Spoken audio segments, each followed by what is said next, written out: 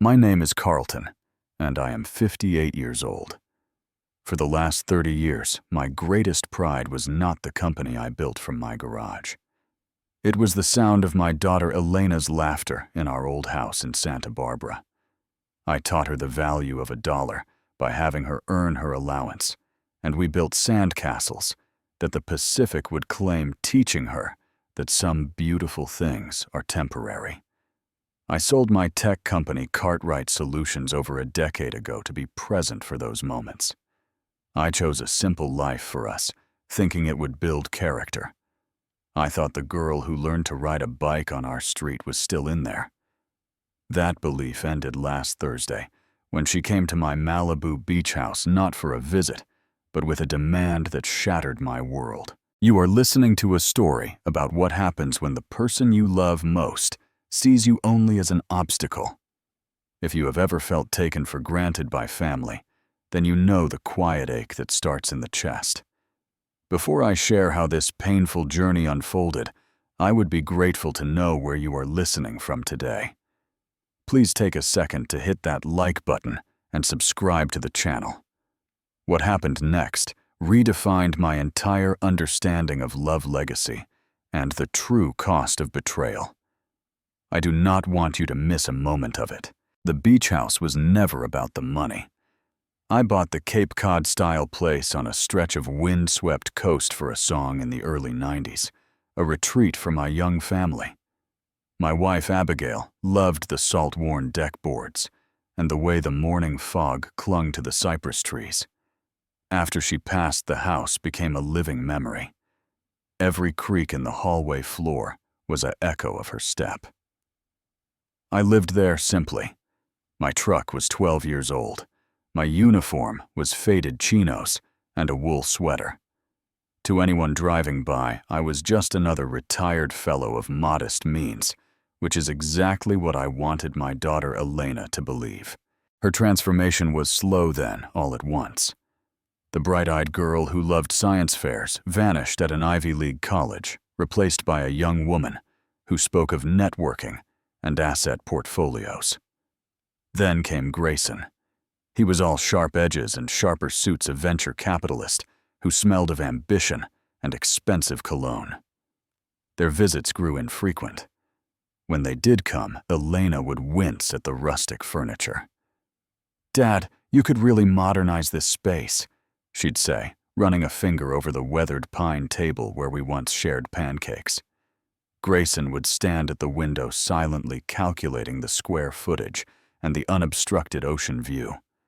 Their conversations were peppered with names of brands and resorts I did not know. The last time they visited, a month before the end, Elena sat me down. "Dad, a contact of Grayson's is looking for coastal property. They'd pay over $4 million. You could move somewhere easier. A nice senior community." I looked into her eyes, the same hazel as her mother's, and saw no concern for me, only a focused intensity. "This is my home, sweetheart. Your mother's spirit is in these walls." She sighed, a sound of profound exasperation. "You are so sentimental. Mom would want you to be comfortable." That was the first cut, deep and clean. Later, Daniel, my groundskeeper, a man with the honest, calloused hands of a lifelong laborer, found me pruning the rose bushes Abigail had planted. He shifted his weight, uncomfortable. "Mr. Carlton, I do not mean to overstep, but when I was trimming the hedges yesterday, I heard your daughter on the phone.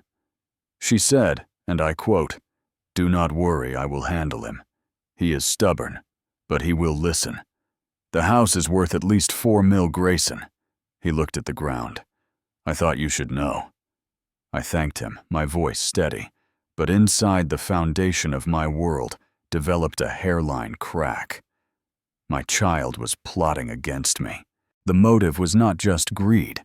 It was a cold, transactional assessment of my worth. The phone calls began in earnest. Every other day, Elena would ring. The pretense of checking in was gone. "Dad, the market is peaking. Grayson has had some liquidity pressures with a fund. We have our eye on a penthouse with Central Park views. It is an investment in our future." She spoke of our future as if I were not part of it, except as a funding source. Each conversation was a small erosion of my soul. I would hang up and stare at the photograph on my mantel, a 5-year-old Elena pigtailed and missing 2 front teeth clinging to my back as I carried her through the surf. Where did that man go? Where did that child go? I had made a catastrophic miscalculation. By hiding my true net worth, now a sum of $85 million, carefully managed by my steadfast advisor Maya, I had not protected her from spoiling. I had instead painted a target on my own back. She saw a frail, financially insecure old man sitting on a golden egg, an obstacle to be managed, not a father to be loved. So I began to manage things in return. I called Maya a woman whose discretion was forged in the same fires that built my company. Maya, it is Carlton. I need the full asset ledger for the Malibu property and the Santa Barbara house. I also need the complete trust documents for the Elena Carlton Inheritance Trust. There was a pause on the line. Is everything all right, Carlton? No, I said the word final, but it will be. I also need to know the legal steps to dissolve said trust and amend my will. Discreetly. Next, I placed a call to my attorney, Gerald Cohen. Jerry, hypothetical.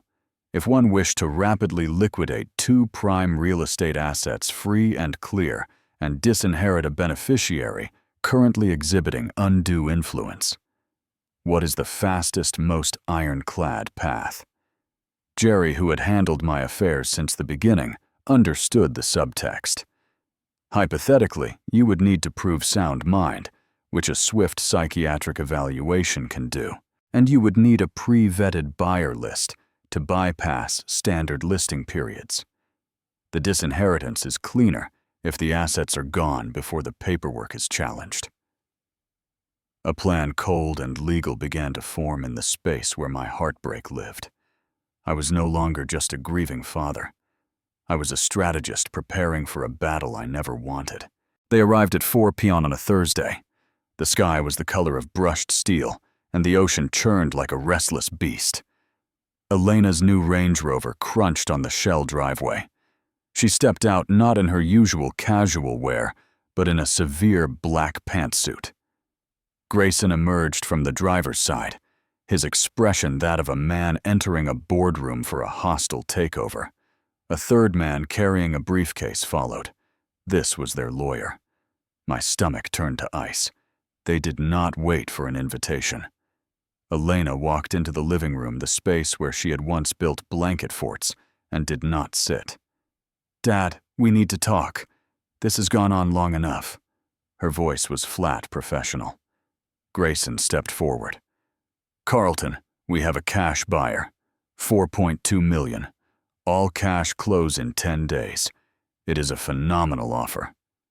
I remained seated in my worn armchair, the one Abigail loved. "And where would I go?" Elena produced a glossy brochure from her bag. It showed a gleaming, sterile building in Palm Springs. "The Oasis at Canyon Springs. We have reserved a lovely assisted living suite for you, top-rated. We will cover all costs." The words assisted living hung in the air like a poison gas. They were not asking. They were relocating me, discarding me. I felt a tremor in my hands. "This is my home. Every memory of your mother is here." Elena's composure snapped. "Memories do not pay the bills. Look at you, living in a $4 million house wearing $20 shoes. It is embarrassing. Grayson needs this capital now. This is not a request." She leaned in, her eyes devoid of any warmth. "If you do not agree to sell voluntarily, we will petition for conservatorship. We have medical opinions ready. We will prove you are not of sound mind to manage this asset. You have 24 hours to pack your things and agree. Tomorrow, we come back with the papers. Be smart, Dad." And they turned and left, leaving the brochure on the coffee table. The silence they left behind was absolute and deafening. I looked at the empty doorway, then at the roaring gray ocean. The last tether of hope, the belief that my daughter was still somewhere inside that stranger, finally snapped. A profound, clarifying calm settled over me. The time for grief was over. I did not spend the night packing. I spent it executing. My first call was to Maya. Sigma Protocol, initiate immediately. Her response was 2 words. Understood. Proceeding. The Sigma Protocol was a contingency plan we had drafted years ago, a list of vetted buyers for my key assets who could move within hours. Next, I called Gerald. Jerry, the hypothetical is real. I need the psychiatric evaluator at my door at 8 a.m. Then file the trust dissolution and the new will, leaving everything to the Carlton Foundation effective upon my death. Also draw up the sales contracts for both the Malibu and Santa Barbara properties. I will send you the buyer details from Maya within the hour. I then phoned a local storage company and booked a large unit. Finally, I called Daniel. Daniel, I need your help tomorrow morning early. There will be changes. He arrived at dawn, his face etched with concern. I explained nothing. Only asked for his help boxing the few personal items. I truly wanted family photo albums, Abigail's favorite vase, my old toolbox, a handful of books. We worked in silence as the sun rose, painting the turbulent sea in hues of rose and gold. By 9 a.m., a doctor had come and gone, confirming my mental acuity in a notarized letter. By 10 a.m., Maya had wired the executed contracts to Gerald. The buyers were a conservation land trust for the Santa Barbara house and a reclusive tech billionaire who wanted the Malibu property as a private retreat. Both paid a slight premium for the speed and privacy. At 11 a.m., a crew from a premier real estate signage company arrived. At my direction, they planted not 1, but 2 bright yellow "Sold" signs. One in front of the beach house, the other a photograph of which was shown to me on a tablet planted squarely in the front yard of the Santa Barbara Craftsman, where Elena took her first steps. The physical manifestation of my decision was now complete. The houses were gone. The legacy she assumed was hers vanished. Their return was punctual. At 4 p.m. exactly the Range Rover sped up the drive. It screeched to a halt a few feet from the yellow sign. I watched from the window as Elena stared at it. Her face a mask of confusion morphing into dawning horror. She erupted from the vehicle, Grayson and their lawyer scrambling behind her. She burst through the front door, her composure obliterated. "What is this? What did you do?" She was screaming, her finger pointing back at the sign. I remained seated, a single suitcase by my feet. "I sold it," I said, my voice unnervingly calm. "Not just this one. The Santa Barbara house as well." The color drained from her face. "My house. You sold my childhood home. You cannot do that. It is mine." This was the moment. I reached into the inner pocket of my jacket and pulled out a single sheet of paper. I held it out to her. "Nothing was ever yours, Elena. It was mine, and you proved yourself an unworthy steward." She snatched the paper. It was a summary statement from my private bank. The listed net worth figure was clear, $80,000. Her eyes scanned the number once, twice, not comprehending. Grayson peered over her shoulder, and his sharp, calculating face went slack with shock. 85, Elena whispered, the fury in her eyes dissolving into a void of utter confusion. This is a lie. It is the truth," I said, standing. "I built Cartwright Solutions into a powerhouse and sold it for $120 million. I lived simply because I valued simplicity. I hid my wealth because I wanted a daughter, not an heiress. I wanted you to love me, not my money. You failed that test spectacularly." Grayson found his voice first switching gears with nauseating speed. "Mr. Carlton, sir, This is all a terrible misunderstanding. We were concerned for your well-being. We can work together on this. There are incredible investment opportunities." I cut him off. "There is no we. You see a $sign where I see my child. And you—" I turned to Elena, who was still staring at the paper, her hands trembling. "You gave me 24 hours to leave my home. You threatened to have me declared incompetent. You reduced a lifetime of love to a real estate transaction. So I transacted. The trusts are dissolved. My new will leaves my entire estate to charitable foundations focused on educating young people who do not have the advantages you squandered. You are cut off effective immediately. The monthly allowance, the credit cards, everything. You have your husband and your wits. I suggest you use them." The lawyer finally spoke, stammering about undue influence and contesting the sales. I handed him the letter from the psychiatrist. "My mind is sound. My decision is final. Now, if you will excuse me, my ride is here." Daniel pulled up in my old truck. I picked up my suitcase, walked past my speechless daughter, past her scheming husband, and did not look back. I did not go to Palm Springs.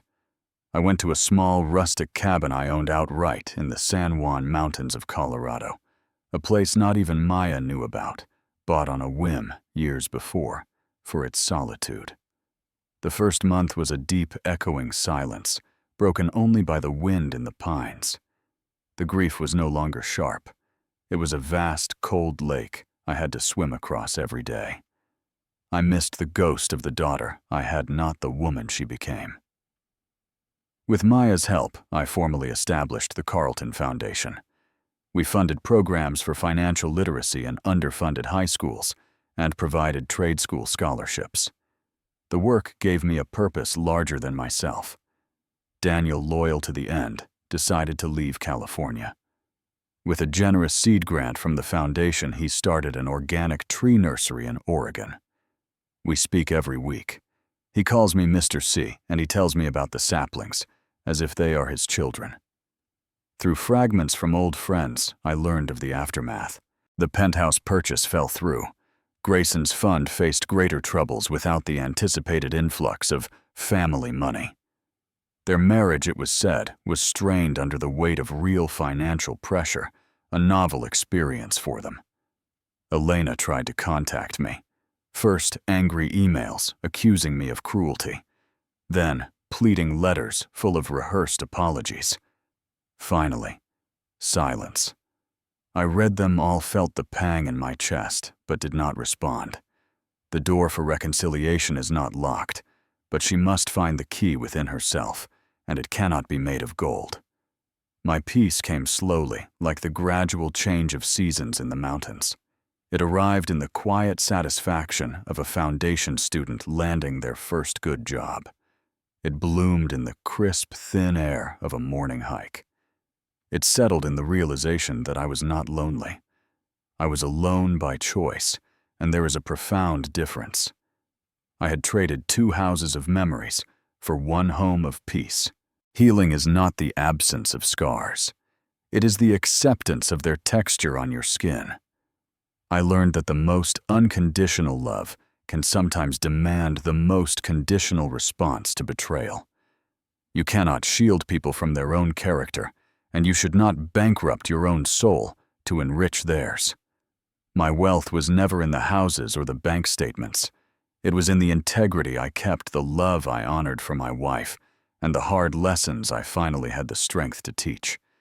I sit now on my cabin porch, watching the aspen leaves turn to gold, and I wonder, when Elena looks back on her life, will her deepest regret be the loss of $4 million, or the loss of a father who would have given her $85 million had she only asked for his heart instead of his house?